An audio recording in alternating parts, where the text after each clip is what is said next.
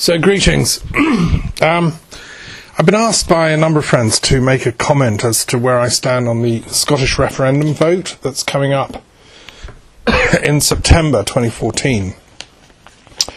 And obviously, living in Scotland and being a dual British-Canadian citizen and studying philosophy and teaching philosophy and religious studies and history for many years, it's been an issue that I've thought about a great deal and reflected on, and I can see arguments both for and against Scottish independence. I've got many friends on both sides of the debate, and I felt that, yes, I ought to think this through and as it were, make a public declaration of where I stand. I think, intellectuals have a duty to share the fruits of thought and research, and this is such a big question affecting the whole future of the United Kingdom and our relations with the rest of the world and internally the different parts of the UK. If Scotland were to become independent, that obviously has a big implication. And some people are very excited about that prospect, other people are less excited.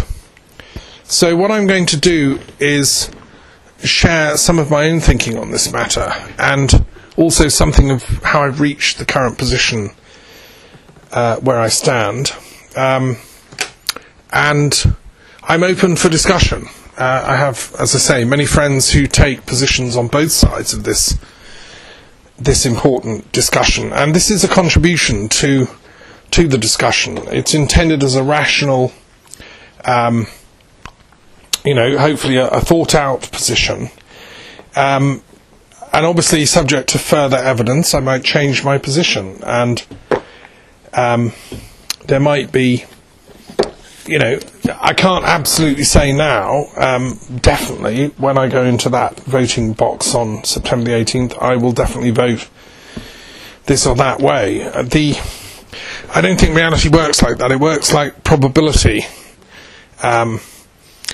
Physicists can't say at the quantum level whether this or that electron will leap in this or that way at any given time. What they can say is the probability is it will leap in this direction, and they can study that. So I think with politics and with democracy, it's one of the pleasures of democracy, really, that in a sense ordinary people, we get the chance to make our own decisions. We should make these decisions with the fullest access to information and data and so on. I don't feel that's really always been the case, and in the current election choice on the referendum, it's not a timing I would have chosen, and it's not even the right question that I would have asked. So, anyway, I'm going to just basically explain my position, and I'm up for dialogue, hopefully of a polite and courteous nature. Let's have a debate here. Okay, so the first thing, just to say a bit about my background. I was born actually in Montreal, so I'm technically a Canadian British citizen. I have a Canadian passport, British passport if I want. My parents are British citizens, but they lived in Canada in the 50s, where I was born in Montreal. And I'm proud and pleased to be a Canadian British dual citizen. I love both the Americas and Canada in particular, and Britain and Europe. I see things therefore from quite an overview perspective. When I lived in Canada in the late 70s and 80s, I lived with a Scottish Canadian family in Alberta who were very proud of their son coming back to contest in the great bagpipe competitions, the Pibroch in Scotland, every year, as a very large Scottish contingent in Alberta. And they're wonderful people. I also nursed in a Canadian hospital in Calgary, which is named after a Scottish village on the Isle of Mull, meaning the place of clear running water. And I nursed a lot of soldiers who'd fought in the Canadian Army, who were either first or second generation immigrants from Canada, a couple of old boys in their 80s back then, long dead. One of them, I remember, Mr. Bonthron, a Scottish gentleman, Canadian, who was proud of coming from a family of vintners to King James VI of Scotland, King James I of Britain. Vintner means that they'd provided the wine for the feasts. Up at Stirling Castle, for instance, when King James I's son, Prince Henry, was christened, there was a great feasting and festivals at Stirling Castle. So, and I obviously have always loved Scotland. I came here as a child. After we left Canada in the early 60s, we lived in Brighton. My parents moved back from Canada and lived in Sussex. I grew up in Sussex and came to love the people of Sussex. I went to Brighton Grammar School, Brighton College, went to London. My father had an office there. Loved London, its metropolitan scope. I was in awe of it, really. And then I've also lived in different parts of my life. I've lived in Wales and loved Powys. I know that part of the country very well.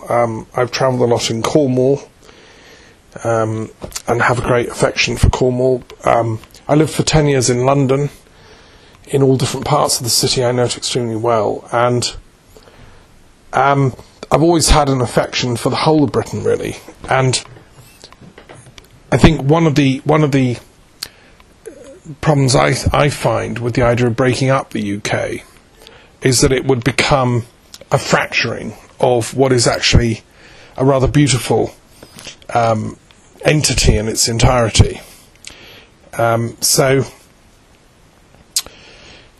it would be difficult for me to say which part of Britain I love most. There are parts of Wales that are absolutely awesome. The Welsh people are amazing. I've been on pilgrimage to Bardsey Island. I know Snowdonia. I love Aberystwyth. I've spent time in the Institute of Advanced Celtic Studies in Aberystwyth. I love the University of Wales and the library of the National Library of Wales in Aberystwyth. It's one of my favourite places in the world, sitting up there on the hill watching the Irish Sea in the evening twilight as you've spent a day studying.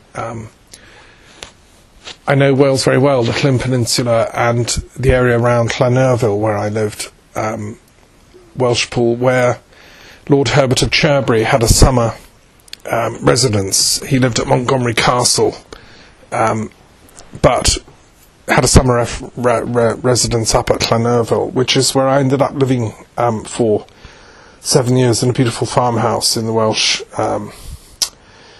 fields by the Banwy River, which is where Taliesin is from. Now, Taliesin was the bard of Britain, and as a druid and bard myself, I've been influenced by that bardic tradition of the Celtic traditions. And I think what's beautiful about our islands is that everywhere you find these mysteries. You go any part of Scotland or Ireland or Britain or England or Cornwall, but also Sussex, Yorkshire. I know the East Midlands. I spent time teaching as head of religious studies in Mansfield, just near Sherwood Forest. I've spent a lot of time visiting around the East Midlands, Lincolnshire, Cambridgeshire. I know, obviously, the University of Cambridge, Oxfordshire. I taught at the University of Oxford, and I taught at London University for many years, actually, and know London like the back of my hand. So I've always thought of myself as British, primarily, or British Canadian, and I know Europe very well. I love Europe and all different parts, countries. Used to go to Paris as a boy, France. I know Italy very well, Germany, Spain, the Balkans, Greece especially. It's like another home to me. So, to me, I'm trying to come at this question from a place of love. As a philosopher, I believe our duty is to love wisdom, and to love the whole, really, ultimately to love God, an amor, intellectualis Dei of God, as Spinoza said. And what is God but the whole of the entire universe? What is behind this whole magical tapestry of being that we inhabit together? So what I'm going to do is give a kind of philosophical and historical overview of this question. And I'm speaking, obviously, just as a private citizen, as the head of an NGO. director of the International Institute of Peace Studies and Global Philosophy, which is an NGO. I'm not speaking with any official, axe to grind. And I'm definitely not anything to do with politics. I'm not a member of any political party. I'm simply speaking, as I think, from a position of philosophical common sense, if you want. And my duty is to ask questions and to reflect in the Socratic tradition. Some of my friends and I was in Athens last year at the World Congress of Philosophy. One of not that many philosophers who'd gone from the UK. There are some very important issues going on the planet at the moment, not least the wars that are going on in Ukraine, tragically, and in Gaza and Israel, which is erupting into horrendous conflict as we speak. And in Iraq, the war there is continuing, the kind of guerrilla war, bombings, suicide bombings, and so on. And not least in Afghanistan, where soldiers have been serving from Britain, all over Britain, Scottish, Welsh, Irish and English. My primary concern and duty is to help see this world a more peaceful place, and that these conflicts that I've enunciated and others should be coming to an end. And I'm speaking also as chair of the Truth and Reconciliation Commission for Britain and Ireland. I've spent a lot of time in Ireland. I love that country. And where I live in Scotland, Argyll is very Irish in its flavour. I live on a sea loch, and from here you can get a boat across to Northern Ireland. It's not too far to go. And this is the route that St. Columba took when he brought Christianity to Scotland and to Argyll. I've been on pilgrimage to Iona quite a few times. It's a place that I know and love deeply. And so it bequeathed the spiritual heritage to the whole islands of Britain. St. Columba actually crowned the first Christian king in Britain, as far as is known. And the coronation ceremony that he instituted is one of the genealogical ancestors of the current coronation ceremony that is enacted, or will be enacted, when Charles III becomes king on the death of Queen Elizabeth II. So there's a continuity right through, really, in our islands. And this, I think, is something that is quite precious. And I think we shouldn't throw it away too lightly. I mean, one thing that's very interesting about Scotland is that the word Scot, of course, means Irish. And most people maybe don't know this, people that haven't studied it or haven't gone into it in depth. But a Scot is someone who originates from Ireland. And my own grandmother was, in fact, Irish. Thus, technically, I suppose I'm quarter Irish. And the people of Ireland and the people of the west coast of Scotland are actually very similar in many respects.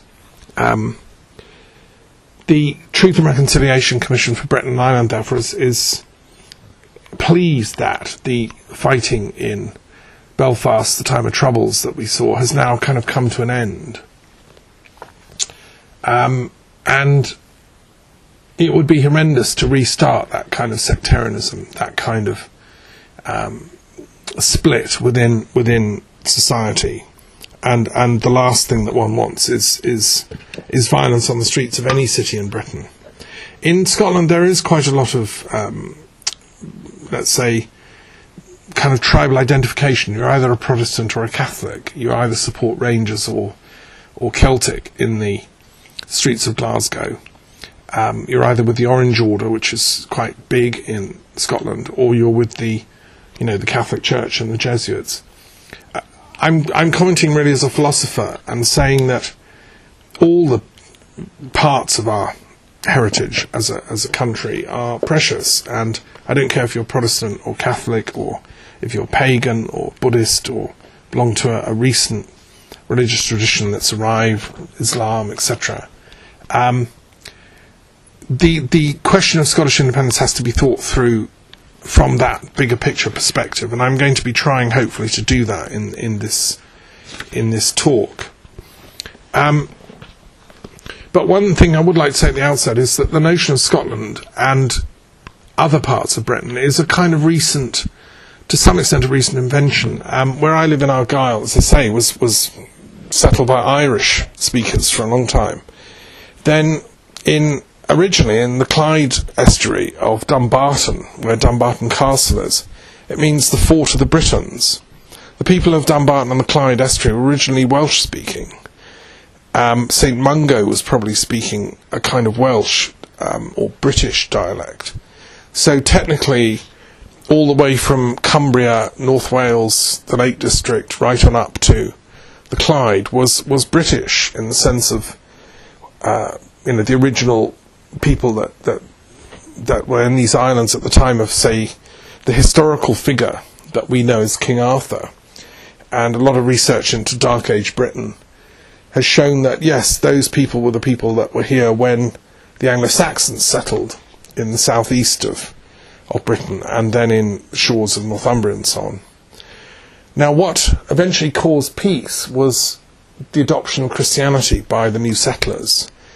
And it was a British form of Christianity. St Patrick himself, who was from Dumbarton, it's thought, who took Christianity to Ireland, was also, therefore, a British Christian elder whose father was a presbyter or local official in the town of that part of Britain. And the age of the Saints of Wales, I think, was very important. St David and all those amazing Welsh saints who had links to Brittany. That in turn then was up here in Argyll, and then went over to Ireland, and then eventually came back in the form of St Columba to the northern part of what we call Scotland, which was then run by the Picts, were another Celtic tribe, very matriarchal, had great art, great sculpted stones and so on. The Romans mocked them as the painted people, but I just think they liked body art. And the Picts themselves then adopted Christianity with St Columba's influence, and he's thought to have gone to Inverness, and he baptised their king, and certainly the Picts then became people that understood the wisdom locked up inside Christianity. And their elders, the Druids, would have accepted this non-violently, and accepted, the teachings of Christianity as a wisdom path. So Scotland, and then of course you've got Viking influence that comes in later, and you've got the islands, and there's a whole checkered history of Scottish history that's absolutely fascinating when you look into it. But it was it was never totally a peaceful place. The Scots, the different tribes and factions, there was a warlike history there. And the job of the Druids was always to try and help the tribal elders not fight, to help keep the warriors in check, so to say, because the warriors loved fighting. It was the Druids' job to say, actually, there isn't a just cause on this occasion, stand down. And they were sometimes listened to and not always. And I think the reason the Druids accepted Christianity was they saw in Christ, as St Columba himself said, an ally in that work of peacemaking, reconciliation. St Adumnan, who later became abbot of Iona, went to Ireland and promulgated a law of peace, which was one of the first such laws in the history of the world, which meant that certain days of the week you couldn't fight. If you fought, you couldn't kill women and children. That special assistance was given for ensuring that dialogue and reconciliation took precedence over violence and warfare and revenge. And that again came from Iona. Rowan Williams, the former Archbishop of Canterbury, has talked about this in a book, The Truce of God. He spoke about how that idea then got into medieval Europe as a whole, and the Abbey of Cluny in France promulgated this idea that one day a week, all over Europe, the warriors, the knights, the barons should just observe a day of peace. And this is very much to do with the work of the Truth and Reconciliation Commission, both for Northern Ireland but also, and Britain, but also for the Middle East that I'm running here from a castle in Argyll in the west of Scotland. Britain saw a lot of violence between England and Scotland over the centuries, and for many years on the borders, people in Northumbria fought the people of Scotland, and there were a whole series of battles, and it was there's a whole tradition of the border ballads and so on which were about this period, and the great Northumbrian families and the great Scottish families fought, and there were many a noble knight was killed during this, and the Battle of Flodden and so on, which led to the destruction of a lot of the Scottish aristocrats, was but the latest in a long sequence of such conflicts. We're all familiar with the wars of the English and the Scots around the time of Bannockburn and Robert the Bruce. What most people maybe don't realise is that the Scots nobles, Robert the Bruce, William Wallace and so on, actually a lot of them had Norman ancestry, Norman blood in their family trees. The Scottish monarchs were partly of Norman descent, and I'm speaking as someone who is himself of part Norman descent. My surname de la Fern was originally a Norman name. Going back to the times of William the Conqueror, and he was of course a Viking, so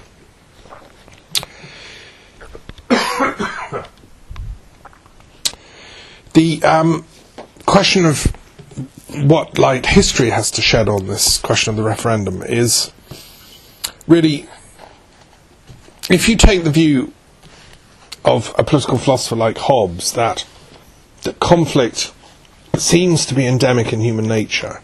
There seems to be a violent streak in human beings, and I don't think you have to be a pessimist to acknowledge that this propensity to conflict does exist.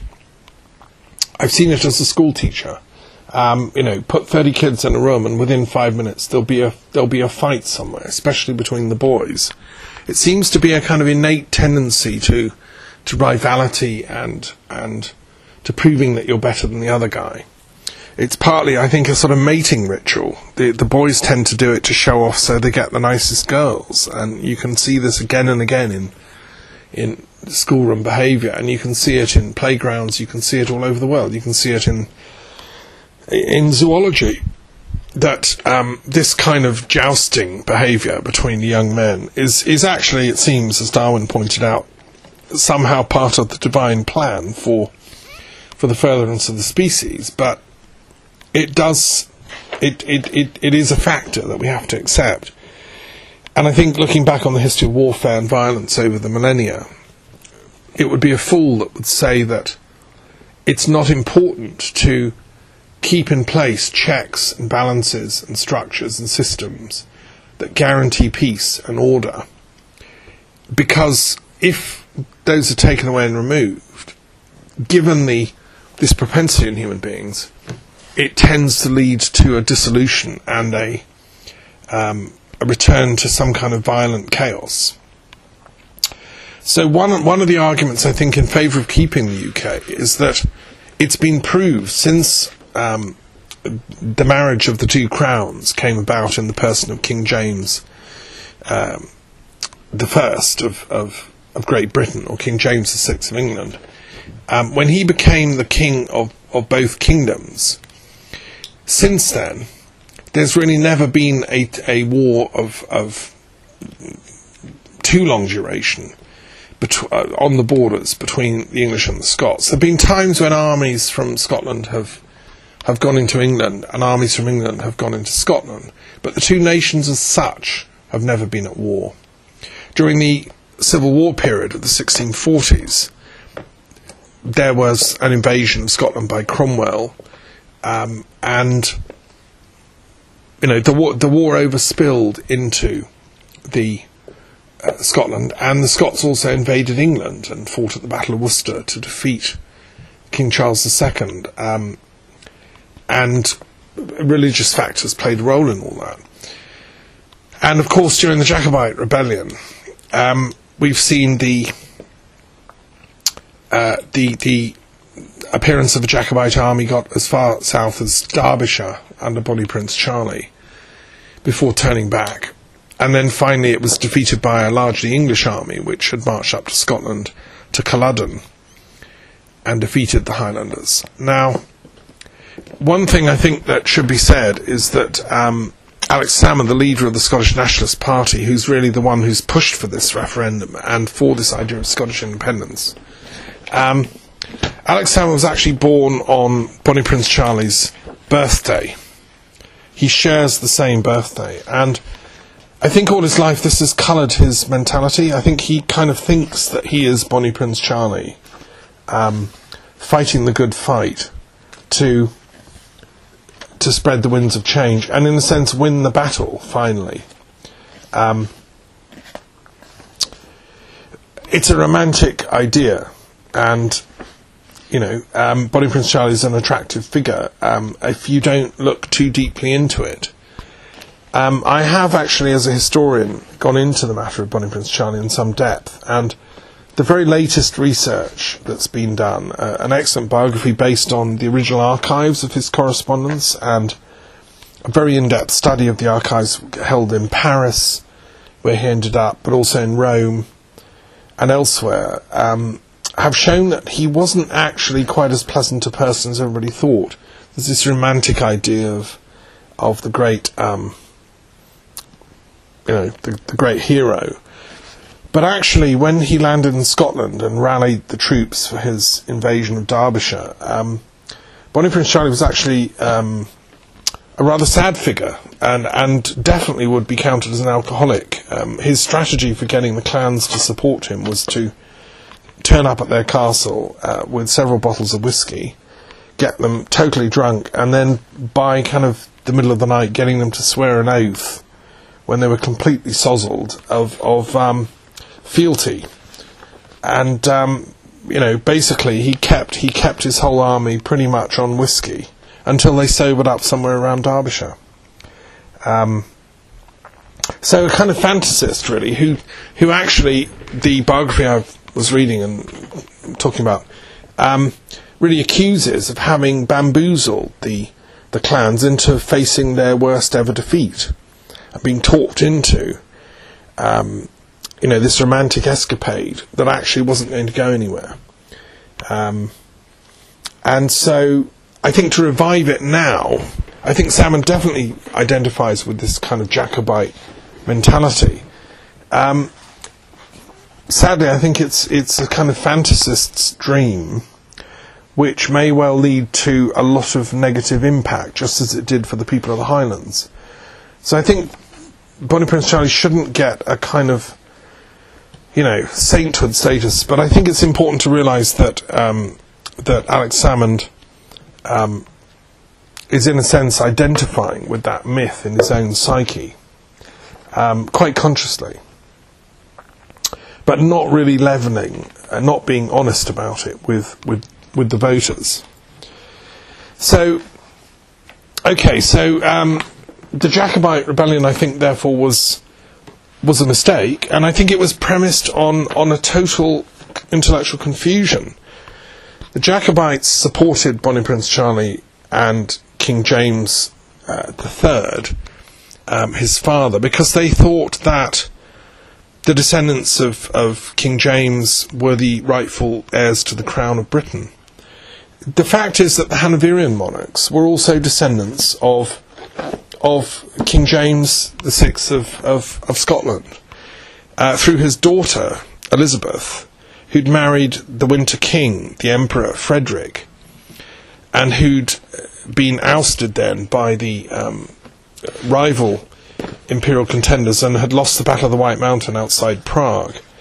And they'd had a brief and extraordinary court at the Palatine on the Rhine, which is where the Rosicrucian movement really took off. If you read the works of Dame Frances Yates on the Rosicrucian Enlightenment, that period under Elizabeth and Frederick was a time of great esoteric wisdom. There were great publishing houses there, and what Dame Frances Yates argues is it was a movement that had been set in motion by Dr. John Dee at the court of Queen Elizabeth I, who'd been interested in all knowledge. He was a Welsh mystic, sage, scholar and scientist and mathematician living in London, typical of the Elizabethan Enlightenment, really, and a friend of Francis Bacon, and in some ways a mentor to him, but also to Sir Walter Raleigh, who was one of his students, and a friend of many of the great intellectuals of the Elizabethan era.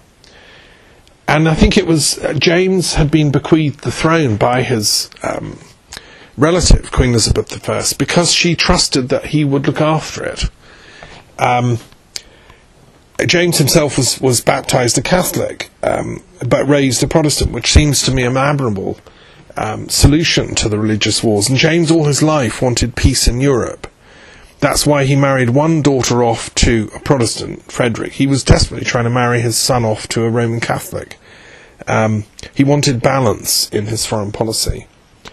But he wanted, above all, to keep Britain out of spilling blood on battlefields. And he really was the most Irenic monarch that Britain ever had, and it's argued one of the most intelligent. His vision of the union of the crowns, which he accepted, the mission, was to try and cement and create a kingdom that, insofar as possible, would in its own peaceable borders, would reflect what he understood as the kingdom of God. Now, this is why he had the King James Bible translated. He was a deep Christian, but an esoteric Christian. And Lord Bacon, Francis Bacon, one of his friends, dedicated the amazing book, The Advancement of Learning, to him. Now, Bacon was kick-starting the scientific revolution at the time with the development of scientific method.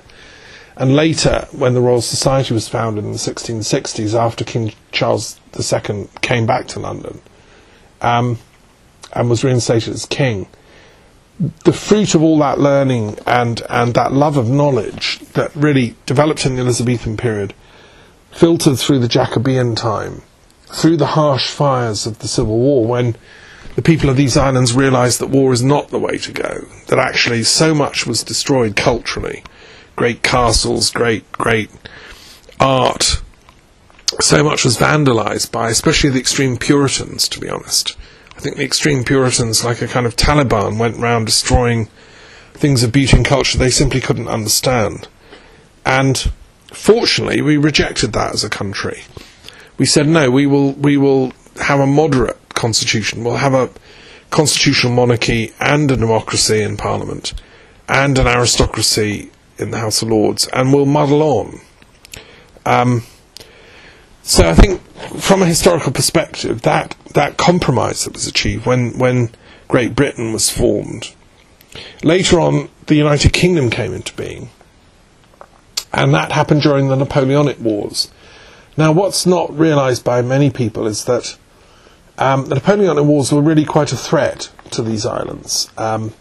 People have tried to conquer these islands several times, and very rarely succeed. One was in the time of the Romans, when under Claudius there was a successful invasion. 4 of the greatest legions of the Roman Empire attacked these islands and instituted a kind of pogrom, the slaughter of the intellectuals and the Druids. They declared Druidry illegal because the Roman Empire didn't like people who could think for themselves. And just as they were engaged in wars in Judea and attacking that side of the empire, they also attacked this side. Before that, Caligula had tried to attack Britain. Caligula was an extremely nasty Roman emperor who was practicing a mixture of sodomy and incest and just an absolute power-crazed sadist, actually, and he thought conquering Britain would just add to his little trophies. Fortunately, the weather and circumstances meant that he changed his mind. But Claudius, who succeeded him, then continued with that mission. And Caesar himself had earlier tried to, whether he was trying to conquer Britain seriously, he certainly wanted to show Roman might and strut about, but was sent back, having really failed to impress the natives.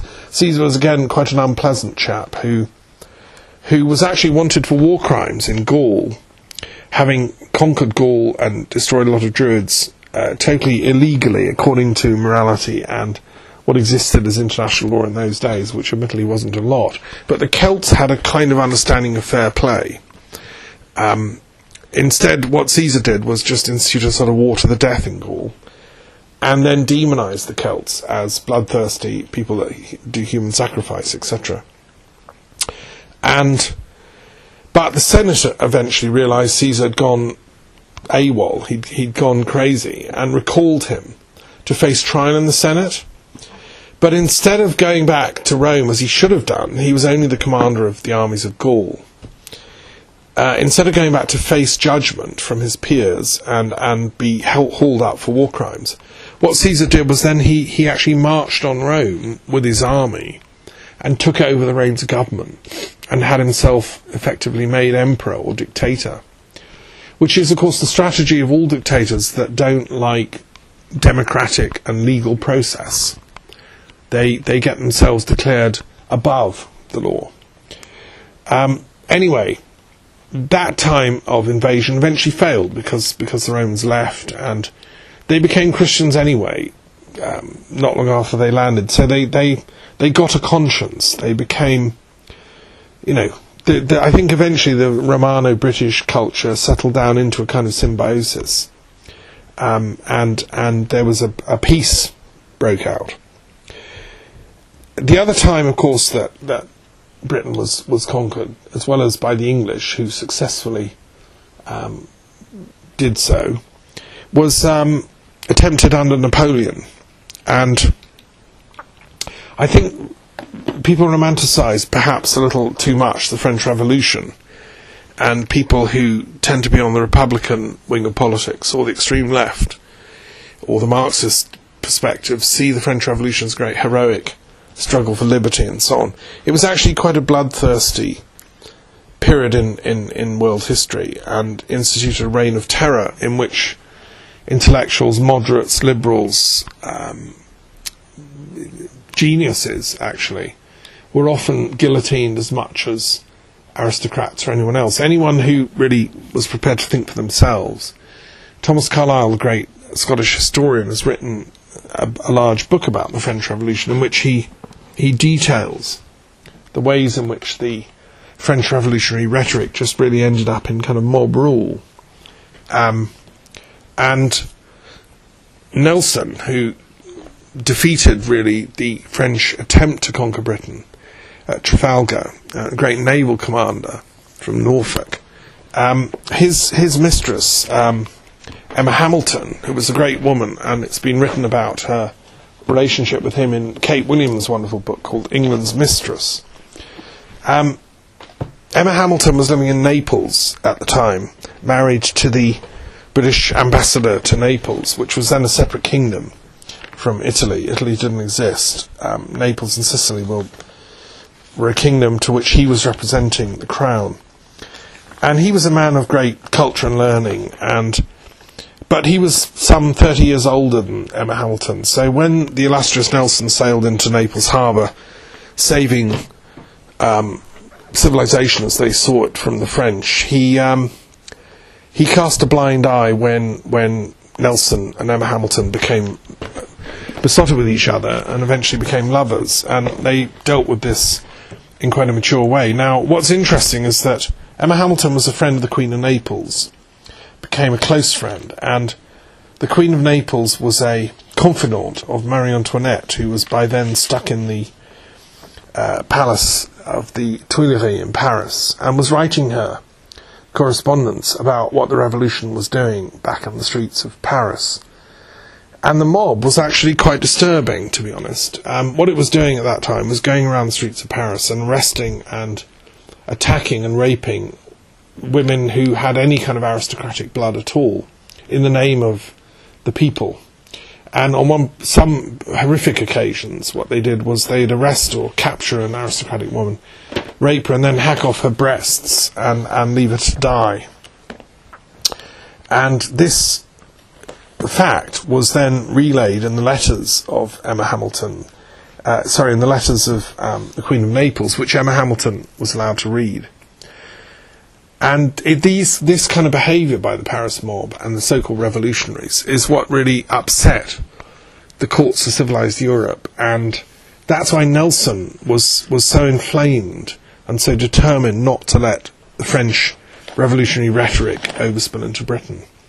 Now, I'm a great lover of France. I love French literature, poetry. My mother was a French teacher. I'm a Francophile. I was born in Montreal. I speak French.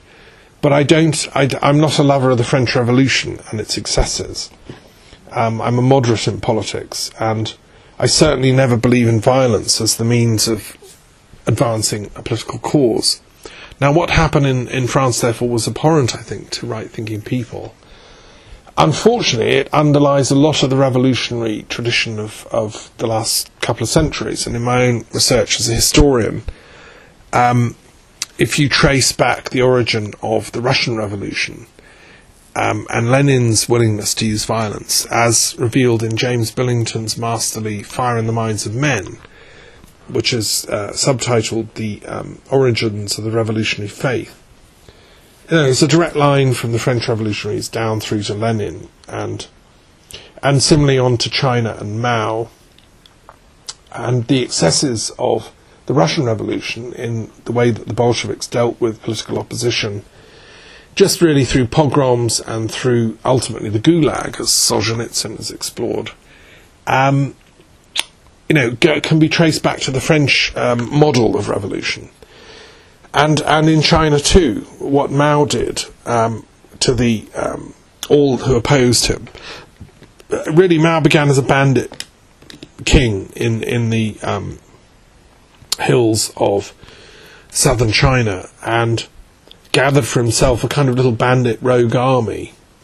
And he used Marxist-Leninism as a kind of rhetoric to advance his own cause, but he was ruthless and nasty right from the start, so much so that even the bandits became afraid of him, because he would use public humiliation and violence in a group setting to indicate that this was a non-negotiable position. He used extreme torture and extreme violence against anyone who opposed him, initially among his fellow bandits, and then when he'd achieved sovereignty over the bandit peasant rulers, then over anyone in the middle-class community of China that he then gradually began to take over.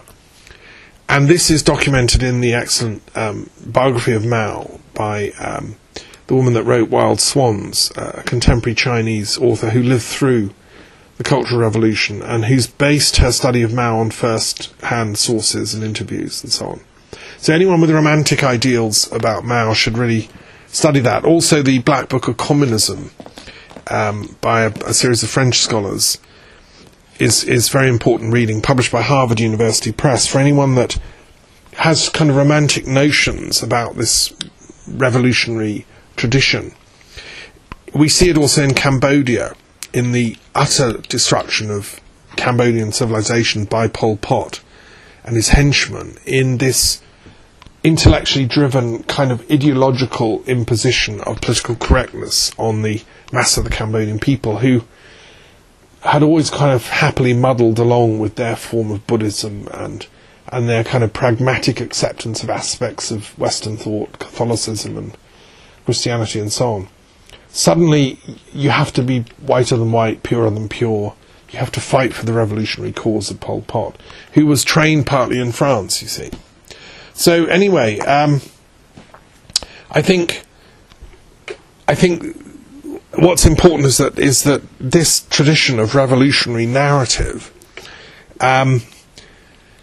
does a wedding at a certain point in history with nationalism, and I think that goes back to the French nationalist co-option of the notion of progress, and Napoleon became the kind of standard bearer of this.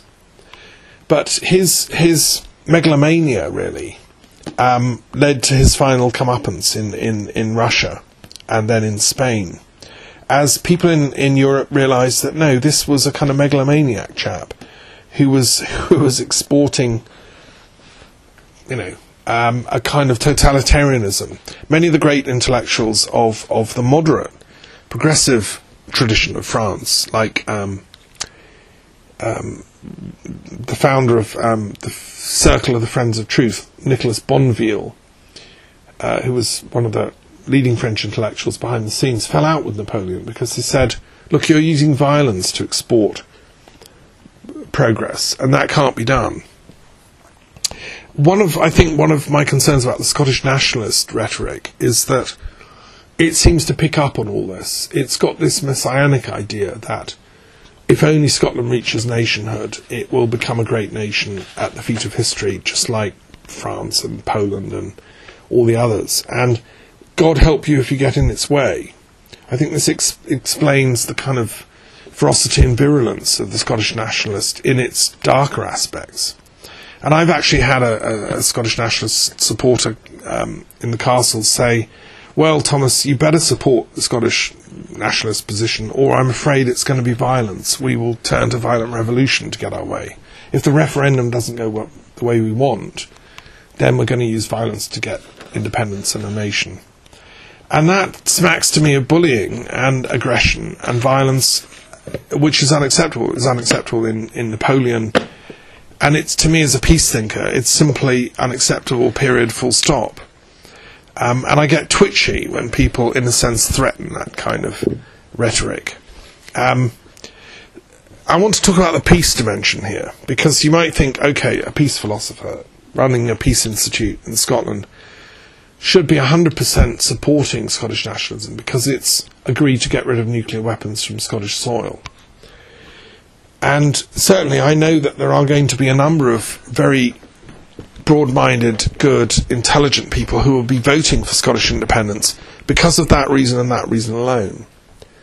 And I can admire their convictions, and I can endorse the intention behind that. However, I have a few caveats and a few questions to ask.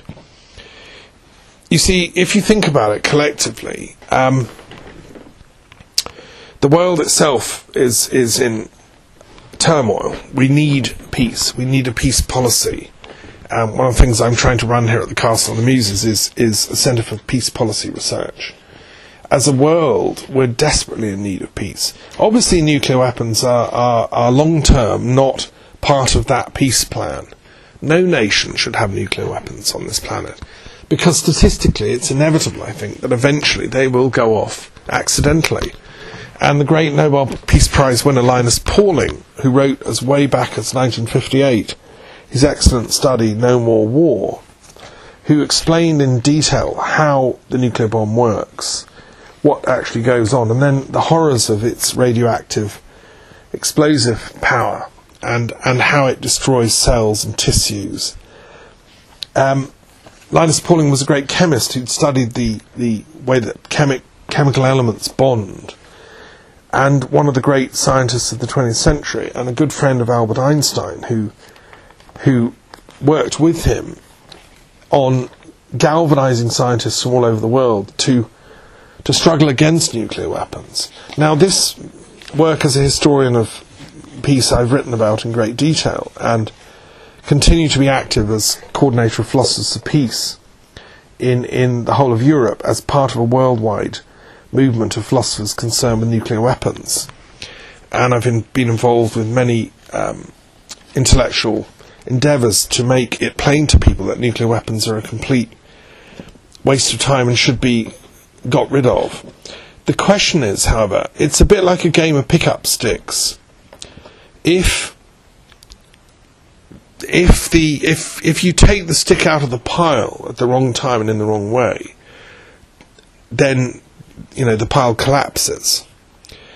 I think what needs to be done in the matter of nuclear weapons for Britain as a whole, I mean, these weapons were invented by British scientists working with Americans.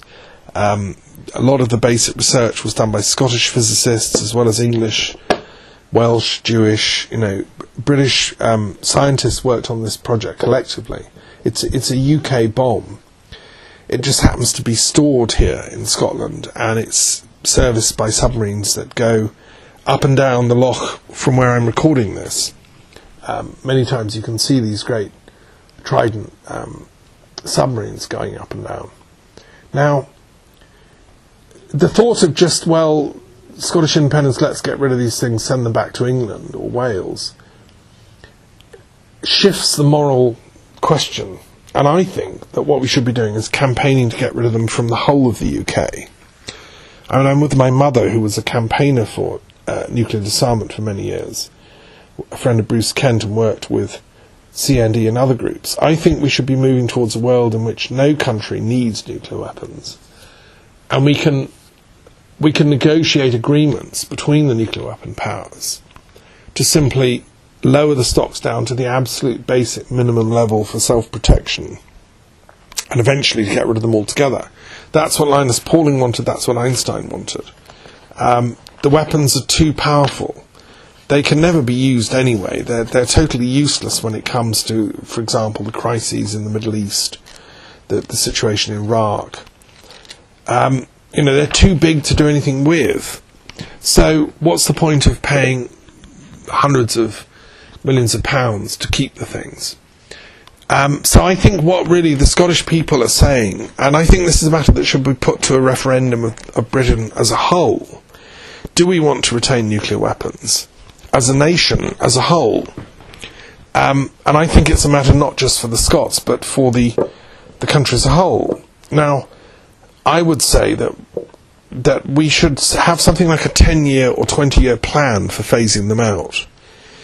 And during those 10 or 20 years, the Foreign Office should work tirelessly through the UN to get a global agreement on nuclear disarmament with the Chinese, Americans, the Russians, Israel, Pakistan, India. All the nuclear weapons powers should, as it were, be put on notice that it's time to get rid of the things. Now, that of course won't be possible until there's a more general outbreak of peace on the planet. Because at the moment, with insecurities and tensions, the nuclear weapons lobby can always say, no, we have to keep these things because of all the insecurities. And the whole business about Iran getting them and so on. So what we have to do is rethink how can we create a world of harmony and peace in which no nation is going to need these things, certainly not very many of them. And that's to do with general peacemaking, which my institute is trying to do, and various projects, such as the Truth and Reconciliation Commissions and the Centre for Peace Policy Research and so on. The question is, would an successful independence vote in Scotland make all that more likely or less likely? Now, some of my friends say, well, Thomas, you really ought to vote for Scottish independence because, we will be a nation that will support peace moves throughout the planet. We'll be like a little Norway, and we'll have a Minister of Peace, and we'll be putting peace up high on the agenda of every meeting, and so on. Now, A, I'm not sure I actually believe that. B, I'm not sure that... I suspect that, you see, if the election goes in favour of Scottish independence and the wheels are set in motion to break up the UK state, what I foresee is years, possibly decades, of wrangling between lawyers and civil servants and politicians on both sides of the border, who would be working out all the details of all the complex arrangements that would need to be renegotiated to do with finance, and all the kind of legal stuff. And I suspect that the only people that benefit actually from this split would be the legal profession and to some extent the political classes and all the people that feed off them, media, hacks, journalists and so on. And people like Alex Salmond and, political party hacks who really just think bureaucratically. All they know about is party politics. I'm not speaking about party politics. I haven't got an interest in it apart from as a political scientist. I'm interested in the well-being of the polity of the country as a whole, and whether it's going to advance our happiness as a people collectively. Now, of course, yes, getting rid of nuclear weapons from Scotland would be lovely. I live in Scotland. I'd love them to go. But what are we going to do? Dump them on Portsmouth or Wales? That morally doesn't solve the problem. So what I'm saying is we should be campaigning as a whole nation to get rid of them collectively, and actively pursuing that at the highest levels of the UN and the Commonwealth and through international fora. And taking the energy of Scottish nationalism as a creative force, accepting in effect that the Scots have put on notice the British nation as a whole, that these things have got to go, and then creating conditions around the world where that becomes possible. My fear is that by breaking up the UK, our influence will become far less in international negotiation fora. And we won't be able to be any kind of a force for good when it comes to the UN or UN Security Council or EU or the Commonwealth. If we stay together as a nation, then I think we need to rebirth our nation. We need like a new covenant. And I would say put peace and the will to peace at the absolute centre of that covenant. And the eventual getting rid of nuclear weapons, I think, should be absolutely central to that. And I think it's not beyond British diplomatic skills to create a structure. We, after all, helped set up the United Nations. We've helped set up and run the Commonwealth, and before that, the British Empire. We've helped create NATO. We've helped create the European Union and the OSCE and so on. It can't be beyond the genius of our people to create a mechanism whereby nuclear weapons can be got rid of, or at least minimalised to an absolute bottom level. Because otherwise, the chances are the planet isn't going to survive. And as Linus Pauling said in his marvellous book, No More War, the chances are they're going to go off accidentally before long anyway. I now want to turn to the question of economic issues and address the issue of, what's the role of economics in this debate? Now, there's some complicated arguments to and fro. Both the pro-independence lobby and the Better Together lobby have made assertions on both sides. What is the truth? Well, I want to point out a strange anomaly. Whenever I've talked about these issues with friends and with Scottish nationalists, what they all say is, well, Thomas, look, this isn't about economics. This is about, the Scottish people and their cultural identity and their belief that as a nation they will be happier and better outside of the United Kingdom. This is just because we want to be Scottish and we don't want to be part of the UK anymore. It's nothing to do with economics. Now, that's what I've been told time and again by people face to face, as it were, in discussions. But then when I read in the press and reports from the SNP and their actual strategy, what they all seem to be saying is Scotland will be better off outside the rest of the UK economy. What they seem to be saying is Scotland can survive on its oil revenues and its whisky revenues and its tourism and so on. And the wealth per capita would be much higher because the Scottish population is much lower than the rest of the UK, so proportionately. So Scotland will become a kind of mini Norway with lots of wealth from the North Sea and everybody living in a beautiful lifestyle and, lots of wealth slopping about. And the argument really from the Scottish nationalist movement seems to be, vote for us, vote for an independent Scotland because we'll make you wealthier. Now, and yet at the same time, people you talk to, friends, say, no, that's not part of the argument. But if you actually scratch the surface, that does seem to be what people think who are pro-independence. Now, I've got two comments to make to that. Firstly, I've gone into the figures. I've looked at the economics of this in some depth. And my first response is that, to point something out, if people genuinely believe that Scotland will become wealthier and a large boost of wealth will happen in Scotland. What it means, in effect, is that the rest of the UK will become poorer. And I'm not comfortable with the notion that a wealthy part of the British Isles should secede and therefore, take away its wealthy bounty and let the rest of it go hang and drift on in obscure poverty. I mean, as I said, I worked in Wales for 10 years. I've taught in Welsh schools. I've mused deeply by the River Banwy in Wales, and I regard it as my other home. And there's tremendous poverty in parts of Wales, in North Wales, in South Wales, where the mining industry was decimated and so on. There's poverty like, as bad as anywhere in the rest of the UK, just as there is in Scotland. There is tremendous poverty in pockets of Glasgow, in parts of central Scotland, in rural communities too. Scotland is not only a wealthy country now, by any means. There's historically been quite a lot of poverty in Scotland.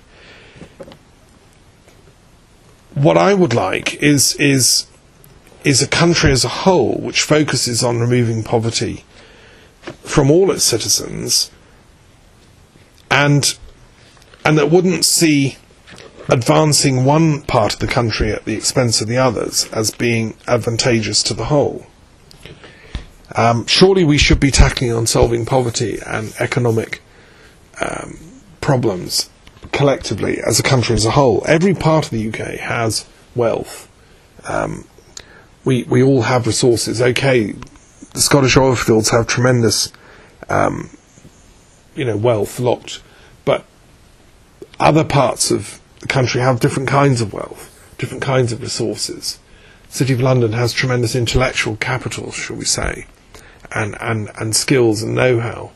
The Midlands has tremendous skills in entrepreneurial spirit. Oxford and Cambridge, again, the university sector throughout Britain is a tremendous wealth we have as a country. And the Enlightenment, which is something that I think is at stake here, was a British development. It was a Scottish, English, Welsh, Irish development. And really the Enlightenment as a whole is the legacy that we should be promoting, I think, at this time. And economists like Adam Smith, and then early socialist thinkers and campaigners for social equality, I don't think are going to be served best by reverting to a kind of nationalist agenda in these islands. We've got tremendous problems as a society as a whole. We were outspending our wealth under the previous government. The coalition has tried to bring that back into a manageable form and have by and large begun to succeed. I'm not sure that seceding Scotland is going to help the overall wealth of Britain as a whole collectively. Now, the question as to whether it's going to make the Scots wealthier and people living in Scotland, well, again, I've got a sceptical response to that. As I say, I think that the harsh realities of independence would be that actually prices and costs would increase in Scotland, contrary to the rhetoric and propaganda. I mean, the warnings of all the business leaders, the leaders of the supermarkets and so on, the banks, they've all pointed out that costs of doing business in Scotland are quite high, transporting food over very long distances and supplies and so on. Scotland is a very large country with a scattered infrastructure. So, for instance, if a boiler goes wrong in a house in Argyll, you get somebody driving over from Grangemouth, a 3-hour drive one way. The costs are obviously considerable. At the moment, great supermarket chains apportion out the costs on a national basis. So you can go into Morrison's or Sainsbury's or Waitrose or whatever in Scotland, and you pay the same for a loaf of bread as you do anywhere else in the country.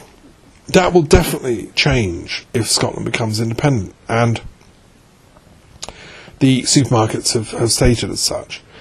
Likewise in the financial sector, a lot of Scottish banking industry and insurance and financial companies have come out and said, we're not really happy at this prospect of splitting up the union, because we quite like trading in the UK as a whole. That's our home. A lot of our customers live south of the border, and although we may, as a bank, be based in Edinburgh or whatever, we don't particularly want to, to have to make a choice as to whether we're English or Scottish or what. So I think, and if you think about it, the costs of all the legal wrangling that would be taking place, how to sort out pensions, how to sort out the collective debt faced by the UK. The UK as a whole has a tremendous debt. We need to pay that off collectively as a country. We need to tap the next level of wealth and genius of our next generation. As a teacher, my job is to teach the next generation of kids to be as bright and as courteous and kind and visionary and good as they possibly can be, so that they can then generate wealth and creative ideas and invent what's going to replace the internet, what will be the new gizmos 100 years, 200 years from now.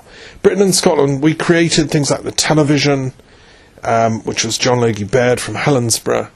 We helped invent the internet through Sir Tim Berners-Lee. We helped with the basic science behind modern physics, understanding the quantum world, and tapping into nuclear energy. I think we can still tap fusion power. We still need to find an alternative to fossil fuels that isn't about putting ridiculous windmills all over the Scottish mountains, as has been done, but finding some way of tapping into gravity waves. Or there is a centre at the University of Glasgow for fundamental research on gravity waves. I think cosmologists, astrophysicists, and physicists should get together and tackle these kind of things. Newton, we need a new Newton to come along and tap into 0-point energy, which advanced physics says is out there. We just don't know how to harness it. These are the technological things we should be doing for an economy of peace. And I think we'd be better off working on this together, British academics from across England, Scotland, Wales, Northern Ireland, and the rest of Europe and the rest of the Commonwealth. If we had a peace economics geared at creating and generating collective shared wealth for us all, through developing, the next generation of scientists and thinkers and so on, then I think we're handing on this nation that we inherited it from our parents. It's a precious thing. My parents met in the Blitz in London when the Nazis were trying to destroy this nation. They were also bombing Glasgow. They firestormed Clydebank. They were, and Liverpool and Bristol and Exeter. Britain the other person that tried to destroy Britain, of course, was Hitler. And he did it in the name of nationalism. And some of the kind of proto-Scottish nationalists around were really, I think, essentially on the side of that experiment. They were supporting, the Nazi ideal of National Socialism, which I think personally is an anomaly. I don't think National Socialism is a good idea, because I think nations are porous and complex things. Human society is a good idea. Human socialism, in which people voluntarily and willingly kind of work for common goals, might be a good idea. But certainly state-centred Stalinist socialism or state-centred National Socialism is not a good idea. And so I think there needs to be a courage here to stand up to this kind of bullying tactic. What I would really say also, I want to just comment briefly on the academic issues at stake here. I'm an academic. I have a PhD from the University of London, which is a superb university. I would like to maybe one day teach in a Scottish university. I don't want to have to choose my nationality to do so. I don't want to be told you have to choose to be Scottish or English or whatever. What's important is that we remain within one country in which our academic identity is, and all its complexity. People that teach in British universities now could come from any part of the Commonwealth and from any part of Britain. What matters is the quality of your ideas and your research and your contributions, and not your nationality in a narrowly defined sense. So I think that would be a very retrograde step to take. And it's very interesting that quite a lot of academics have actually come out and said this now. A number of professors have signed statements, and also arguing that if Scotland became independent, the access to funding from the UK as a whole for universities in Scotland would be seriously debilitated. At the moment, Scottish universities belong to all different research bodies like the British Academy and the various social science and ESRC and so on, and the natural science councils and the medical research councils, and a lot of funding for academic work comes from these sources. Now, if we're going to break up the UK, who's going to fund research in Scotland? And I don't like that notion that we should be splitting it up, because, if I'm doing research on peace, my field is peace research. So Lewis Fry Richardson, one of the great peace research scholars, worked in Britain. He retired to a castle in Argyll, not far from where I'm living. He worked and created the basic mathematics for the weather forecasting system, the Met.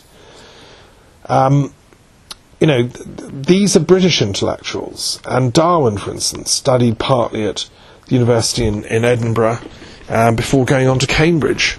If you look at the history of British intellectuals in the 19th century and the 18th century, since the Act of Union, and since the union of the two crowns under King James, there's been such a wealth of ideas exchanged between English thinkers, Scottish, Welsh and Irish thinkers, that to turn our back on this heritage, I think, would be a tragedy. For example, if you consult the dictionary of 19th century British philosophers, edited by W.J. Mander and Alan P. E. Sell, published by Thomas Press in 2002, there's an amazing richness of intellectuals here that is our heritage for the island as a whole. And for example, the great contribution made by Scottish philosophers like Ferrier, who wrote about the nature of knowledge, who coined the word epistemology and taught at the University of St Andrews, but was never really honoured in his time by the Scottish academic profession at the level of maybe his real contribution. And he wrote the book, The Institute of Metaphysics, lived from 1808 to 1864. The Earl of Argyll, the Duke of Argyll, who lived in Inverary Castle, was a friend of Queen Victoria, and a Victorian amateur scientist, aristocrat scientist, who, although he understood the workings of evolution, he took issue with Darwin on this totally reductionist, mechanistic view of evolution. He believed that ideas somehow dwell in the realm of a spiritual world. He remained a kind of a Christian in spite of his belief in science. He wrote about the divine patterns in nature, and he must have talked at this great length with Queen Victoria herself, who of course lived partly every year in Scotland at Balmoral. And he was also a friend with the editor of the Sacred Books of the East, series of publications, who was pioneering the idea of interfaith spiritual and philosophical literature from the University of Oxford. Now, Max Muller was of German origin, but ended up teaching in Oxford and became Professor of Comparative Philology, was a friend of the Duke of Argyll, and also a friend of Christian Bunsen, who was the German ambassador from Berlin to the court of St James, and was the greatest influence on Florence Nightingale becoming a nurse. So, and they were friends with Carlyle and so on. So there was this kind of circulation of mind, shall I say, in British intellectual life at its highest level, which was intending somehow to find the path to the good I think what we're all trying to do here as human beings, and I'm speaking really as a philosopher and historian of philosophy, nobody knows the absolute truth unless you're some kind of guru and, you know, set up as a Buddha. We're all kind of in the dark here. We're in the twilight, as Hegel said. The owl of Minerva flies at dusk. The path towards that good is what we're all seeking for. Now, when it comes to politics, you know, people I think are too hot-headed on both sides. You know, the extreme right, the fascist kind of tradition of Latin America and Nazi Germany, they think they're absolutely right. You know, they kill anyone with any kind of left-wing leanings. They disappear them like they did in Argentina. People on the extreme left are just as bad, with all due respect. They kill anyone with any kind of aristocratic or what they would call elitist or bourgeois tendencies, and, you know, would revert us all to kind of Pol Pot farmhands, in which books are just used for firewood. You know, come on, folks, there's got to be a middle way here. And I get very distrustful of politicians who present me with these absolute choices. And I feel the Scottish National Party has kind of foisted this onto the British people as a whole. I don't think that it's been properly thought out. And I think really the answer we should be saying to this referendum is, actually, no, we don't want to break up the UK, at least not yet. There's still things that can be done to make this a home that we can all share. And in a sense, what I think we need is a new covenant for the islands as a whole, and a new declaration of our mission as a people. What do we exist for as the United Kingdom? Well, it for all its foibles, the United Kingdom still remains a Christian country. What does that mean? What is a Christian? Well, it's somebody who accepts that mission of the messianic redemption of the planet as a whole. It's not about being comfortable in your own little plot. It's about being concerned for the people of the world as a whole.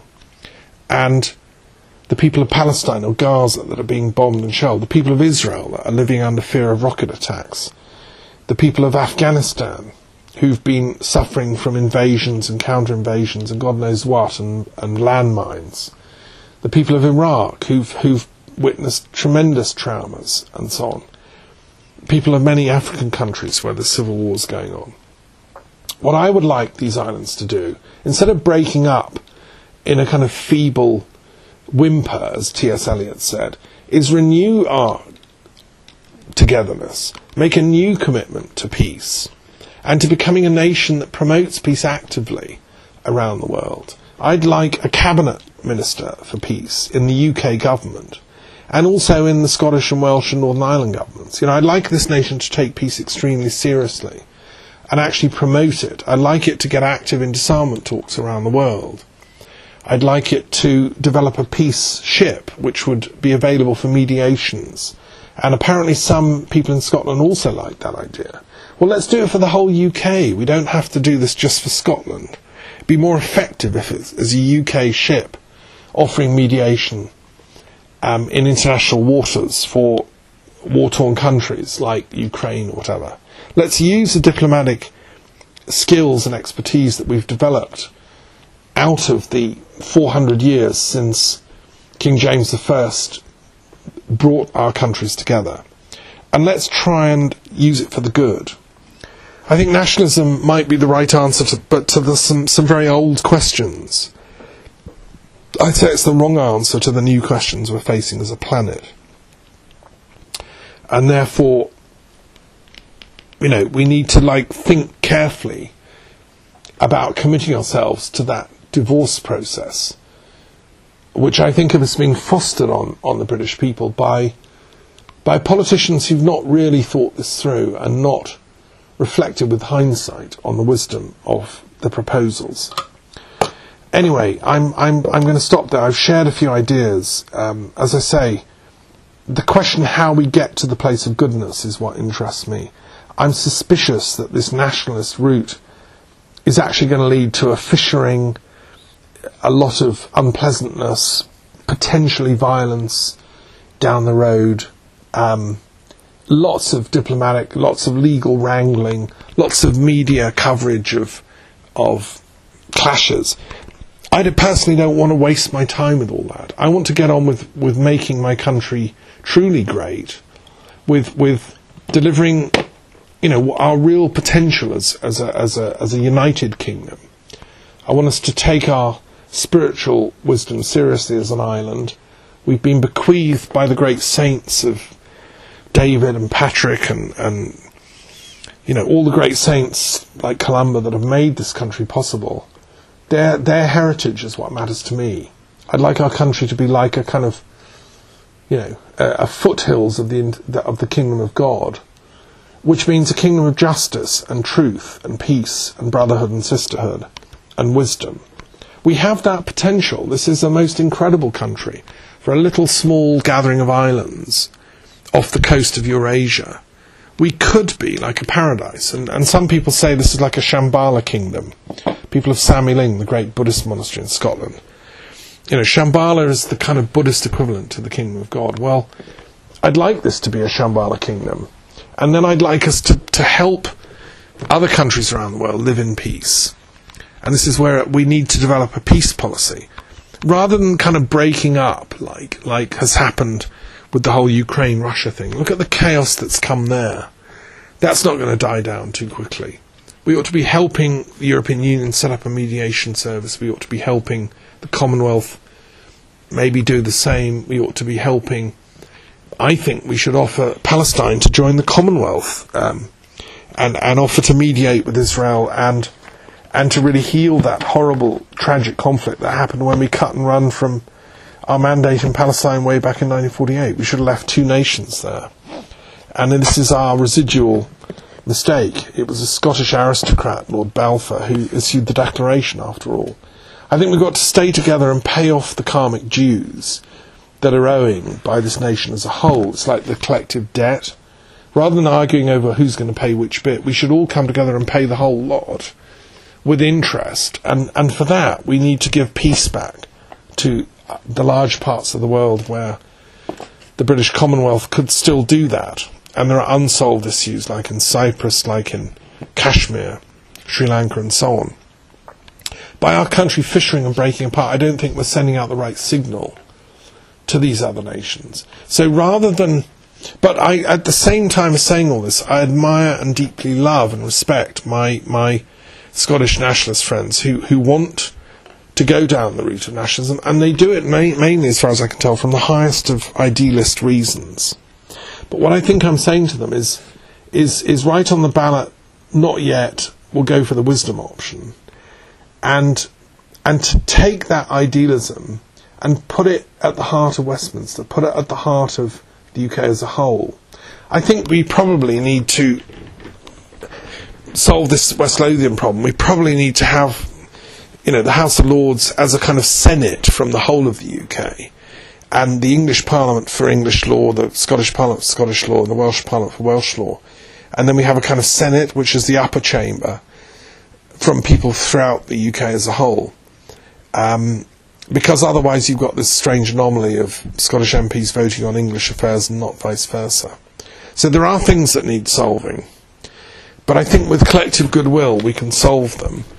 And anyway, these are a few ideas for people to think about. And we all have to work this out ourselves. But these are my thoughts at the current time. And I'm very happy to enter into rational and loving debate about these very profound matters. Thank you very much for listening.